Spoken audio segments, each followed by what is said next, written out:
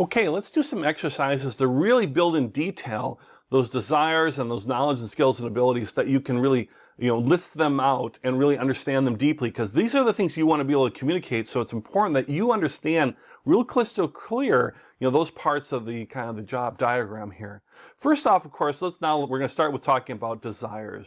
What do you really want? What do you really want out of a job? Many folks don't take that time to really think about it. They think of a title like, oh, I want to be an accounting manager. I am an accounting manager and I want to get a new job as an accounting manager. Or I want to change careers maybe, or I want to now be a controller or a CFO, and I'm applying for a step up type job.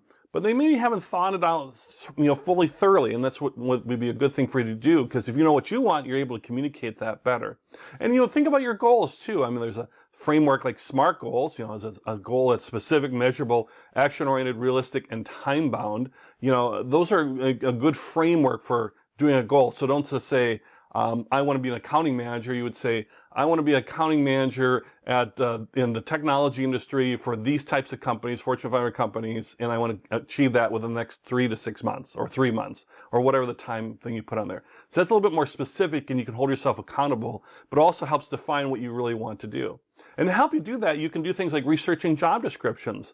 You can look at the job descriptions and say, yeah, would I like that? Would I like that type of job? Or what parts of a job description do I like? And what parts of a job description do I not like? Remember, no job is perfect. I don't think there's anything as such as a perfect job. Some people are, of course, very happy in their work and they love their work, but it's not necessarily perfect. There was always something that's like, I wish I didn't have that part, but the rest is great.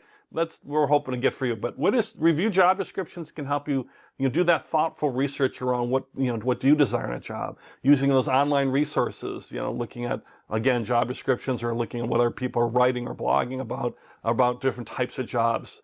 There's industry surveys or industry association resources to learn more about jobs in more detail. What's it take to fill this, web development, manager accounting, data scientist position, those types of things.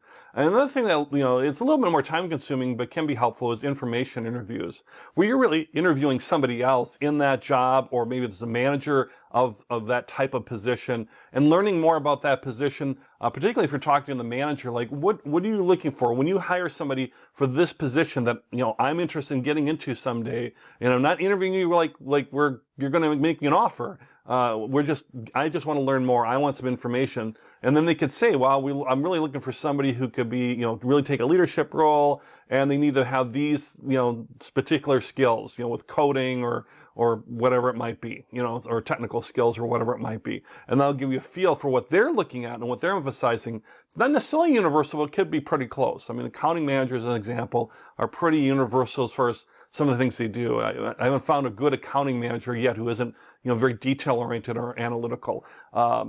This is the nature of that business.